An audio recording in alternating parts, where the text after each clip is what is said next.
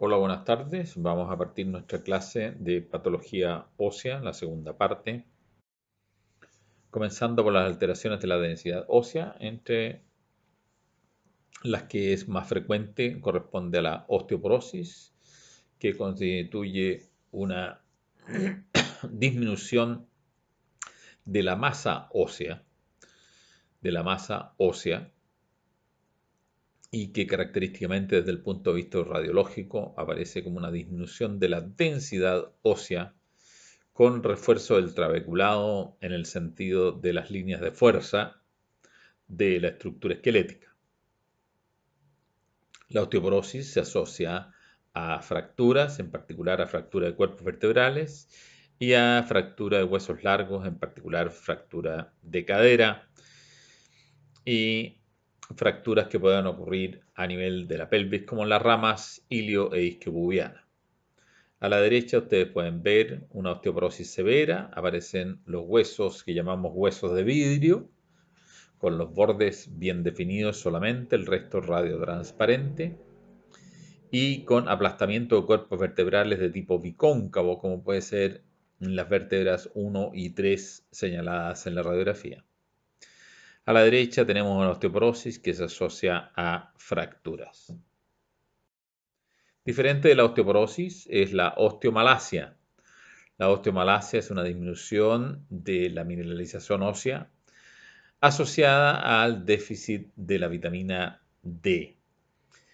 Aquí, por ejemplo, las lesiones son distintas. También aparece una disminución de la densidad ósea, pero muchas veces se asocia a bandas transversales radiolúcidas que corresponden a pseudofracturas, que son fracturas por insuficiencia. Ahí, por ejemplo, ustedes pueden ver en el antebrazo dos líneas de fractura transversales con fenómeno esclerótico que responde al fenómeno reparativo. En la radiografía de cadera ven una fractura de cuello y fémur, radiolúcida con zona de osteosclerosis. Pueden ver en la pelvis una fractura al lado del acetábulo.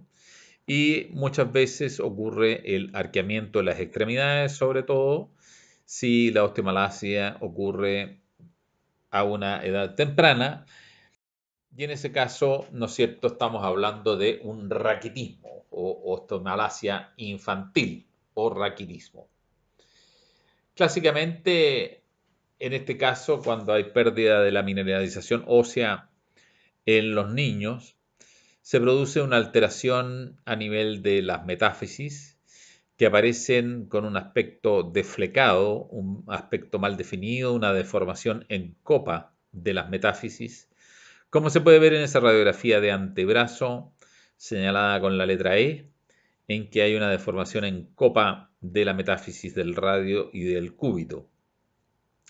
También se ven los fenómenos de pseudofracturas o fracturas por estrés, que se denominan en este caso pseudofracturas de Lusser-Milkman. En otras ocasiones se puede ver la deformación en copa del extremo distal de los arcos costales, y que es lo que conocemos como el rosario costal, que incluso es palpable en los niños con raquitismo. Otra alteración de la densidad ósea es la que se puede asociar al hiperparatiroidismo. El hiperparatiroidismo lo que produce la paratormona va a aumentar la remoción de calcio desde los huesos hacia las partes blandas, y van a ser tres los pilares fundamentales del diagnóstico del hiperparatiroidismo desde el punto de vista radiológico. Uno es la presencia de erosiones subcorticales. Dos es la presencia de calcificaciones metastásicas en las partes blandas. Eso se refiere a depósitos cálcicos en las partes blandas. Y tres, la presencia de sustituciones de parte del tejido óseo por tejido fibroso, lo que conocemos como tumores pardos. Aquí tenemos una radiografía de cráneo con un aspecto moteado por remoción del calcio desde la calota. En las radiografías de fémur que ustedes pueden ver, vemos un aspecto con presencia de fracturas, un aspecto con zonas radiolúcidas que corresponden a tumores pardos. Aquí tienen las erosiones subcorticales, que son muy características. Observen cómo en esas radiografías que están mostrando las falanges, se puede ver que hay una pérdida de definición de la compacta de la falange media. Esa pérdida de definición es una erosión subcortical del hueso asociado a hiperparateroidismo. En las radiografías que ustedes pueden ver de la rodilla y de la cadera, ven imágenes radiolúcidas que corresponden a sustitución de parte hueso por tejido fibroso. Son tumores pardos. Y en las radiografías de abajo, en las radiografías de mano y en el TAC de tórax, podemos ver depósitos cálcicos al lado de las articulaciones en la mano y depósitos cálcicos en el parénquima pulmonar. Eso es lo que llamamos, ¿no es cierto?, depósitos metastásicos de calcio o calcificaciones metastásicas asociadas a hiperparateroidismo, sea este primario por un adenoma paratiroideo, sea este secundario a una falla renal o terciario asociado también a falla renal con hiperfunción de la paratiroides. En el caso de las manos, el diagnóstico diferencial está con los tofos que se producen en la gota. Sin embargo, hay que recordar que los tofos no calcifican, salvo que se asocien a hiperparatiroidismo, y ahí el diagnóstico diferencial es muy difícil. Otras alteraciones de la densidad ósea son producidas por enfermedades neoplásicas como el mieloma. Aquí tenemos un mieloma múltiple en que la imagen más característica son múltiples imágenes osteolíticas de tamaño pequeño, que conocemos como geodas, que se dispersan fundamentalmente en el esqueleto axial, es decir, cráneo, columna vertebral y pelvis. Se producen múltiples imágenes de tipo osteolítico. Algunas de estas pueden ser muy grandes y formar tumores conocidos como plasmocitomas. Ahí observamos en la resonancia magnética de abajo a la derecha una lesión destructiva completa de un cuerpo vertebral con compresión medular.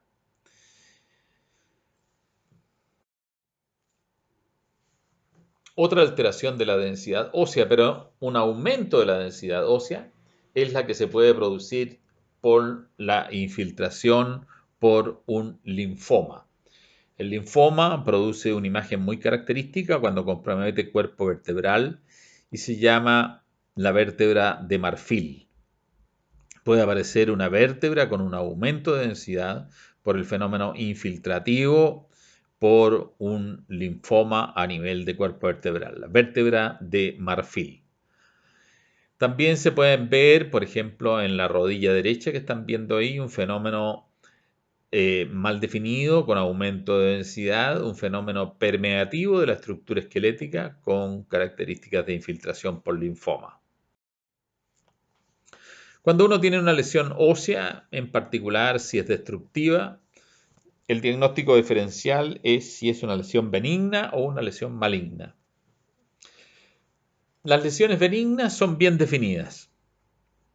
Su contorno en general es esclerótico y no comprometen la compacta del hueso. La cortical se mantiene indemne. Las lesiones malignas, en cambio, son lesiones mal definidas, son de tipo permeativo, comprometen la cortical del hueso, puede haber levantamiento incluso de la cortical formando una imagen triangular que se denomina el triángulo de Codman y son destructivas. A la derecha entonces tenemos una metástasis ósea, una lesión destructiva de la diáfisis femoral mal definida, con compromiso de la cortical. Y a la izquierda tenemos una formación bien definida de bordes finamente escleróticos, radiolúcida, que corresponde a un quiste óseo. Los tumores óseos, el diagnóstico diferencial es muy amplio y va a depender de la edad, la localización, las características clínicas, las características radiológicas, la resonancia magnética y la anatomía patológica. En general, se dice que el diagnóstico de los tumores óseos tiene 3 patas, una pata radiológica, otra pata en la anatomía patológica y otra en la clínica. Hay lesiones que son característicamente epifisiarias, como el condroblastoma, otras son más bien metafisiarias, como el quiste óseo aneurismático y los osteosarcomas. Hay otras lesiones que son diafisiarias característicamente, como las displasias fibrosas y los fibromas no osificantes. Otras son corticales, como los osteomas ostioides, etc. Veamos algunos tumores óseos. Aquí tenemos una lesión bien definida, radiolúcida, en relación a el fémur izquierdo, sin compromiso de lo cortical, y eso lo hace una formación de tipo benigno. Esta lesión insufla el hueso, es decir, aumenta la amplitud del hueso y es multiloculada y tiene características de un quiste óseo aneurismático. Observen en la resonancia magnética los niveles que se producen entre líquido y grasa a nivel de las formaciones quísticas y lo que es muy típico de los quistes óseos aneurismáticos. Entonces, abajo tenemos quiste óseo aneurismáticos y arriba tenemos un quiste óseo unilocular, un quiste óseo simple. Dos lesiones benignas del hueso. Aquí tenemos arriba en la cadera izquierda una lesión osteodensa bien definida, característicamente un islote de tejido óseo compacto o foco de enostosis. En la radiografía de la rodilla que estamos viendo aparece una lesión radiolúcida que levanta un poco el hueso y que penetra hacia la médula ósea y que corresponde a un fibroma no osificante. En la radiografía de la rodilla que se ve más arriba a la derecha, tenemos un defecto cortical fibroso, que es lo mismo que un fibroma no osificante, pero más superficial. Es tejido fibroso a nivel del tejido óseo compacto. Cuando se extiende la cavidad medular, hablamos de fibroma no osificante. Lesiones benignas del hueso. Aquí tenemos otra lesión benigna, la única lesión benigna que duele y que se quita el dolor con aspirina es el osteoma ostioide. El osteoma ostioide característicamente es una lesión osteodensa y que tiene un centro radiolúcido que conocemos como un nidus, un nido radiolúcido y que puede tener adentro una lesión de mayor densidad. Se puede reconocer en el cintigrama, es un foco caliente a nivel del cintigrama óseo por la actividad metabólica que tiene y es dolorosa en un punto muy preciso. Osteoma ostioide, lesión benigna del hueso. El fibroma condromixoide y el tumor de células gigantes son lesiones bastante parecidas. El fibroma condromixoide es una lesión tumoral de matriz condroide y con tejido mixoide asociado que se encuentra en general en la región entre diáfisis y metáfisis, lesión destructiva del hueso con compromiso de la cortical. Y el tumor de células gigantes también es una lesión que se encuentra característicamente en las rodillas, puede encontrarse en otros lados, pero característicamente en las rodillas, y que compromete metáfisis y epífisis con destrucción de la cortical. El encondroma, lesión benigna, característicamente una lesión central diafisiaria que puede calcificar. Tiene una imagen muy característica en resonancia magnética que produce un artefacto llamado de desplazamiento químico que permite reconocerlo muy claramente en la resonancia magnética que ustedes están viendo al medio abajo. Es una lesión radiolúcida que puede contener calcificaciones y se encuentra en la diáfisis y muchas veces en los dedos. A veces los encondromas pueden ser múltiples y hablamos de una encondromatosis múltiple o enfermedad de Ollier. Cuando se asocia además a telangiectasias, lo llamamos enfermedad de Maffucci. El condrosarcoma, una lesión maligna de la serie condral. Todas las lesiones de la serie condral en general pueden calcificar. Lesión destructiva característica de pacientes de edad avanzada con localizaciones cercanas a las epífisis a nivel de la línea metafisiaria, lesiones destructivas con compromiso de partes blandas con calcificaciones. Condrosarcoma. Aquí tenemos la lesión más complicada a nivel del hueso, el osteosarcoma, una lesión de tipo destructivo.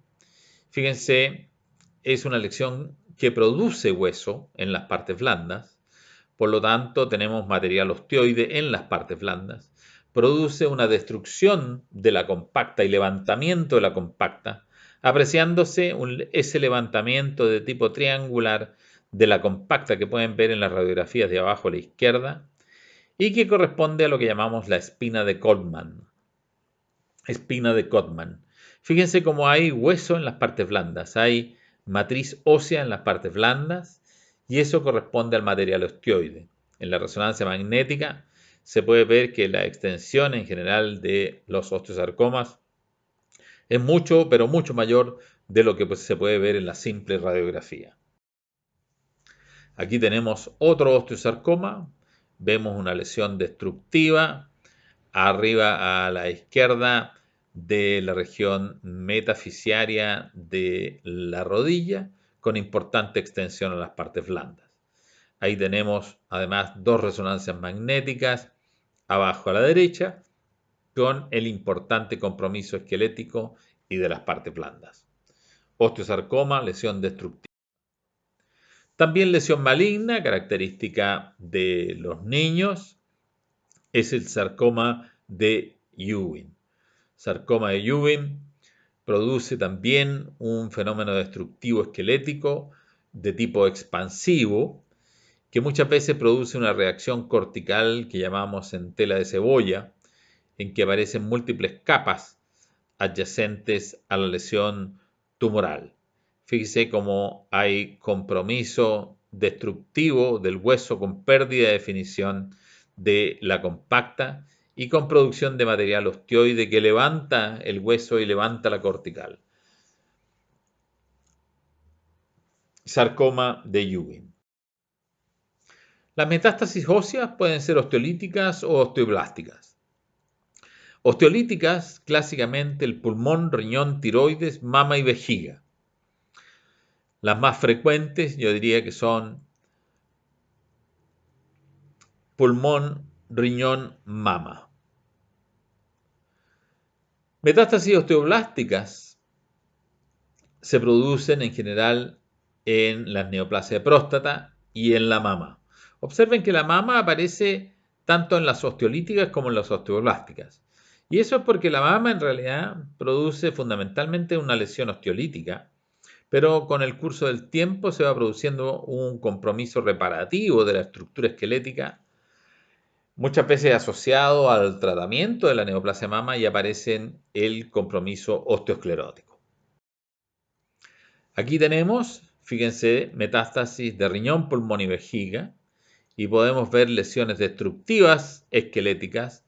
Allí una metástasis de riñón en la ala ilíaca derecha, generalmente las metástasis del carcinoma de células renales son lesiones de tipo expansivo muy destructivas con compromiso de partes blandas. Pulmón, lesiones osteolíticas múltiples a nivel del esqueleto. Y vejiga, tenemos una lesión de tipo destructiva en relación a la cara anterior de la tibia. Aquí tenemos neoplasia de mama y ustedes pueden observar arriba el cintigrama óseo que muestra múltiples focos calientes a nivel de la estructura esquelética que corresponden a metástasis de neoplasia de mama, también en el cráneo. Y observamos en la radiografía a la derecha fenómenos osteoblásticos y osteolíticos a nivel de cuerpos vertebrales. Abajo tenemos una radiografía de pelvis que muestra metástasis de una neoplasia de próstata con vértebras de alta densidad y zonas de alta densidad en el sacro. Muchas veces el diagnóstico diferencial de las lesiones destructivas esqueléticas es la osteomelitis. La osteomelitis puede ser aguda o crónica. La osteomelitis aguda tiene una clínica que es bastante clara: dolor, fiebre, más frecuente en niños jóvenes, en pacientes carenciales, inmunodeprimidos. El hallazgo más frecuente es la osteolisis, la pérdida de definición de la estructura esquelética, con o sin compromiso cortical, y la reacción perióstica. En cambio, en la osteomelitis crónica puede haber clínica o no, a veces se producen fístulas, hay una deformación plástica del hueso con fenómenos osteolíticos y osteoescleróticos, una alteración de la modelación ósea. Hay osteolisis y osteosclerosis, puede formarse un absceso de Brody, muy característico, pueden haber secuestros óseos. El diagnóstico diferencial de las osteomelitis en general son los tumores óseos primarios, las metástasis, linfoma, mieloma, leucemia. Aquí tenemos, por ejemplo, en la radiografía de arriba a la izquierda, una deformación plástica del hueso con áreas osteolíticas y áreas escleróticas, y corresponde a una osteomelitis crónica de la tibia. En la radiografía del medio vemos el pie, lesiones osteolíticas con compromiso de las articulaciones metatarsofalángicas señaladas con flechas negras, y eso corresponde a una osteomelitis aguda probablemente asociada a un pie diabético. En la radiografía de la mano vemos una imagen que ya conocemos, una dactilitis tuberculosa, una osteomelitis crónica de la falange proximal del cuarto dedo. Abajo vemos señalado con flecha una imagen radiolúcida bien definida de bordes escleróticos, que es la clásica posición del absceso de Brody.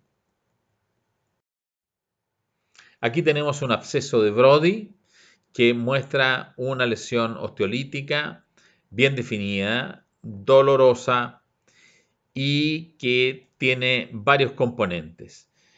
Tiene un componente que es el hueso sano, el componente de producción ósea, que es el hueso nuevo, las granulaciones del involucro, un pedazo de hueso que queda en el interior de la cavidad que se llama el secuestro óseo, y la fístula. Entonces, el absceso de Brody, vamos a encontrar todos esos componentes, como podemos ver en la resonancia magnética. Podemos reconocer el hueso sano como un abultamiento del hueso, el absceso, una cavidad a nivel del hueso, con un fenómeno de tipo fistuloso y un secuestro óseo en el centro, como se puede ver en el TAC de abajo. Absceso de Brody. Un diagnóstico diferencial de este tipo de lesiones, los tumores óseos y las lesiones osteolíticas, corresponde a la enfermedad de Payet, que es de causa desconocida, sin embargo, se ha asociado a algunas infecciones virales.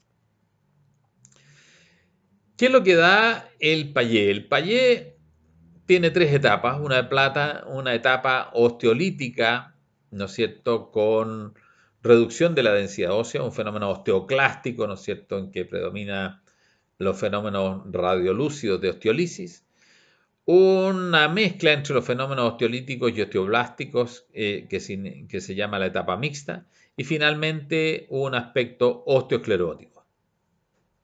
Muchas veces encontramos lesiones de tipo mixto y característicamente en la pelvis. Observen la radiografía de abajo a la derecha, que es la más típica de una enfermedad de Payet, en que aparece una alteración de la modelación ósea de aspecto osteosclerótico del ala ilíaca derecha, muy irregular, con alteración del entramado óseo.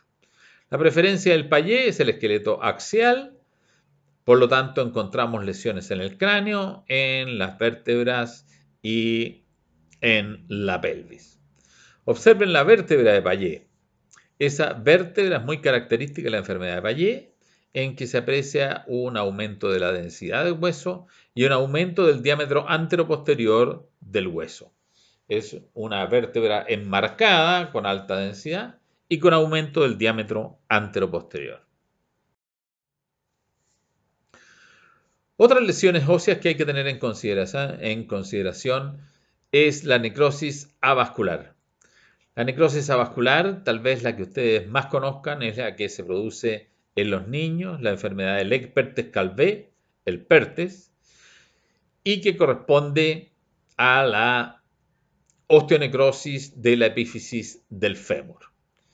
Cuando hay una necrosis vascular se producen algunos fenómenos que son importantes. El primer signo, y que es muy difícil de evidenciar, es el aumento de amplitud del espacio articular, por ejemplo, de la cadera cuando es un PERTES, que se llama el signo de Waldenström. Posteriormente se produce la necrosis de la epífisis, que característicamente aparece como una imagen radiolúcida en semiluna subcortical, que se denomina el signo del crescente, con destrucción e irregularidad de la epífisis. Posteriormente, cuando se repara la osteonecrosis, se produce coxa magna, es decir, un ensanchamiento de la metáfisis del fémur, y coxa plana, que corresponde a un aplanamiento de la epífisis. La necrosis avascular en el caso del adulto no se denominan PERTES, pueden ser bilaterales y tienen los signos bastante parecidos. Lo más común es la presencia de imágenes radiolúcidas subcorticales que corresponden al signo del crescente. El gol estándar cuando se sospecha necrosis avascular es la resonancia magnética de las caderas. Allí aparecen imágenes de aspecto geográfico en T1 y imágenes de alta intensidad de señal en T2. Aquí tenemos el signo del crescente, observen ustedes, imagen radiolúcida subcortical a nivel del fémur que está evidenciando el fenómeno destructivo a nivel de la epífisis. En la resonancia magnética potenciada en T1 a la izquierda se aprecia una irregularidad a nivel de la epífisis de baja intensidad de señal en T1, como de aspecto geográfico. Hay muchas necrosis avasculares y cada una tiene un nombre propio, depende de cuál haya sido el autor que lo describió. Así tenemos la necrosis avascular del hueso semilunar o enfermedad de Kienbock, la necrosis avascular del escafoide, es el Keller, del metatarsiano, Freiberg, del calcáneo, Sieber, del cóndilo femoral en el adulto, el síndrome de Panner, la osteonecrosis de la rótula, el Syndig-Larsen-Johansson, la de la tibia, que es el Blount. Sin importar los nombres, los fenómenos son siempre los mismos. Fenómeno destructivo de la estructura esquelética de predominio epifisiario con fenómenos de osteosclerosis reparativa posteriores. En resonancia magnética va a haber zonas de alta intensidad de señal en las secuencias potenciadas en T2, además del fenómeno destructivo esquelético. Hablemos algunos segundos de algunas fracturas que podemos encontrar en el hueso. Hay algunas que tienen nombres propios, que son las más clásicas. Son importantes, por ejemplo, la fractura de Coles, tal vez es la fractura más común en la caída de un paciente con apoyo de la muñeca en el piso, y que corresponde a la fractura submetafisiaria del radio con desviación dorsal del fragmento distal y que muchas veces se asocia a fractura de la epífisis.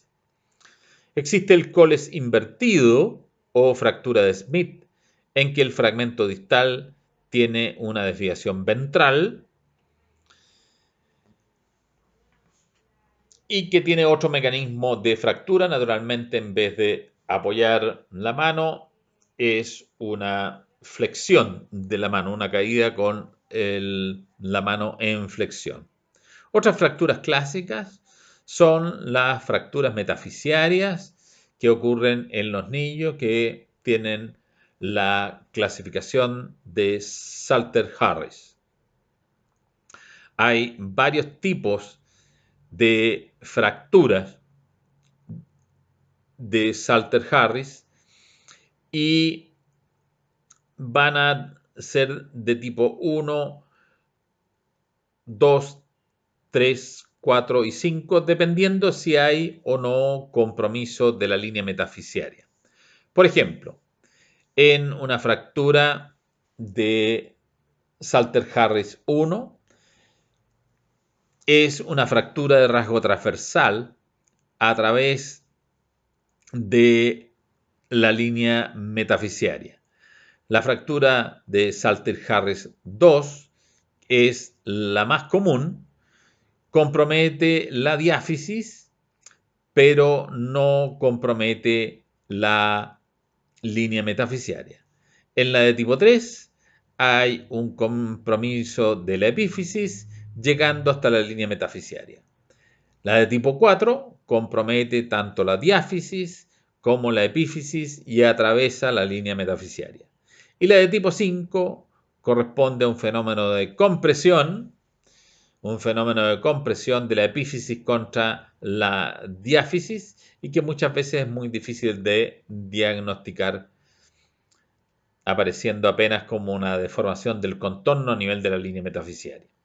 Ahí ustedes pueden ver abajo a la derecha, en el círculo, una lesión Salter-Harris 4 en que hay compromiso de epífisis y metáfisis y la línea de fractura atraviesa la metáfisis. Aquí tenemos algunas fracturas clásicas. Observen la fractura del boxeador, típica fractura de los jóvenes cuando se agarran a puñetes. Cuando pelean, ¿no es cierto? Cuando pegan combos, ocurre esa fractura, la fractura del quinto metacarpiano, que muchas veces se impacta. Muy característica. Abajo a la izquierda, fractura en tallo verde. En los niños a veces no encontramos un rasgo de fractura propiamente tal, sino que encontramos una deformación de la estructura esquelética, produciéndose un resalte en la compacta. Es muy similar a que ustedes toman una rama, ¿no es cierto?, de un árbol que es verde, la doblan y no tienen una fractura propiamente tal, sino una deformación en la zona de fractura. Ahí estamos viendo una fractura de clavícula, vemos una fractura clásica de cuello fémur, observamos una fractura de Jung abajo a la derecha, una fractura de rasgo transversal del quinto metatarsiano. Estamos viendo también una fractura conminuta en múltiples fragmentos de tibia y peroné. Y abajo un esquema de las fracturas de Lefort, que son muy características en accidentes en autos de alta energía, en que se puede fracturar el macizo facial por debajo de una línea que pasa por la base de las fosas nasales, en que se desprende parte del macizo. Una fractura de Lefort de tipo 2, en que hay una fractura de rasgo oblicuo que pasa desde los huesos nasales hacia la línea que sigue la articulación entre el hueso maxilar y el hueso del pómulo. Y finalmente tenemos la fractura de Lefort 3, que corresponde a un verdadero desprendimiento de todo el macizo facial, con pérdida de la articulación, ¿no es cierto?, entre el hueso frontal y el hueso malar, hueso del pómulo, y la pérdida de continuidad, ¿no es cierto?, del malar con el occipital. Prácticamente es un desprendimiento completo, una fractura de Lefort 3 de todo el macizo facial, fractura muy grave. Terminemos nuestra clase mencionando muy rápidamente algunas lesiones deportivas. Los deportes se asocian a múltiples tipos de lesiones. Por ejemplo, el fútbol, desgarros musculares, lesiones de menisco, los meniscos colaterales, ligamento cruzado anterior, pinzamientos en los tobillos, etc. El tenis, en cambio, se asocia a lesiones de epicondilitis y a lesiones del hombro de tipo slap. El voleibol, generalmente lesión del manguito rotador, slap, lesiones de rodilla del saltador. Los lanzadores, inestabilidad escapulohumeral, lesiones slap, lesiones del manguito rodador. El básquetbol, rodilla del saltador. El golf, la epitrocleitis. Y los trotadores de fin de semana, la fricción de la cintilla iliotibial y los síndromes de sobreuso. Una pregunta que muchas veces se hace uno, ¿qué es preferible? ¿Una ecotomografía o una resonancia magnética? En realidad, la ecotomografía es un examen excelente. Es realmente excelente, es rápido y de una excelente capacidad diagnóstica. Se dice que es operador dependiente, lo cual siempre es cierto. Es un examen dinámico. Ustedes pueden ver el movimiento articular mientras hacen la examinación. El examen es de tipo comparativo. Pueden comparar inmediatamente con la articulación contralateral. Es rápida, es de bajo costo, pero tiene baja resolución en profundidad. La resonancia magnética se dice que es operador independiente, lo cual no es cierto. La resonancia magnética depende de los parámetros que pone el tecnólogo y el médico para la mejor observación del estudio. Es estática, no hay movimiento durante el examen. Se podría hacer dinámica, sin embargo es muy complejo. No es comparativa en general.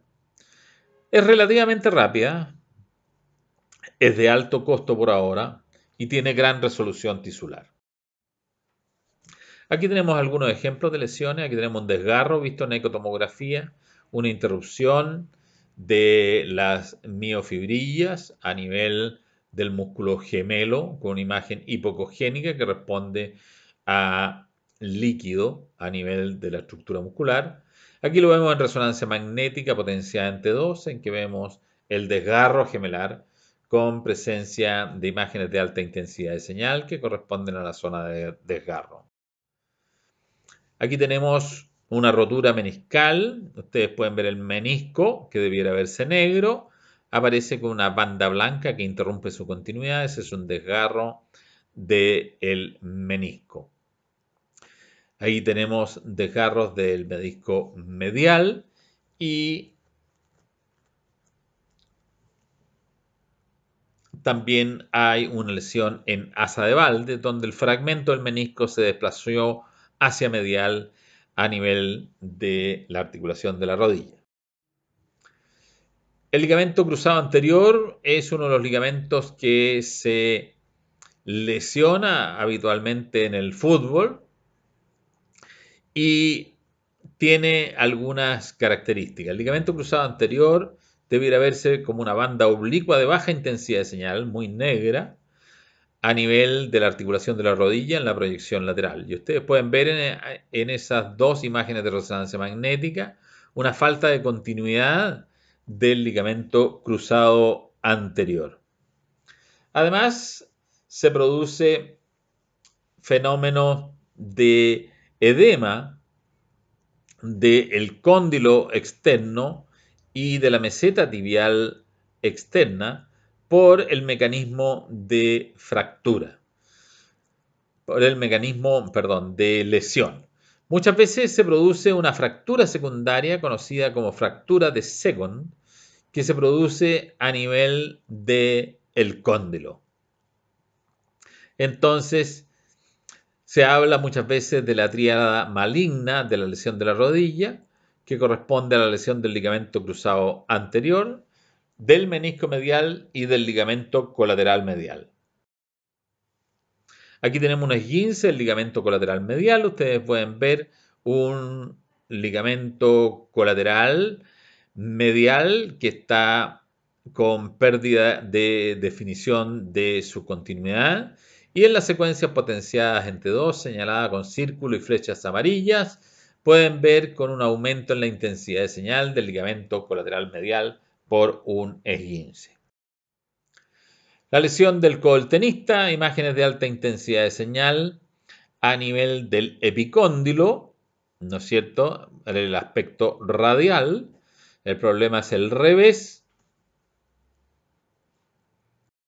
Y aquí tenemos la lesión del golfista, que corresponde a una epitrocleitis, ¿no es cierto?, en que aparece zonas de edema en relación a la epitróclea en el lado cubital, con aumento en la intensidad de señal.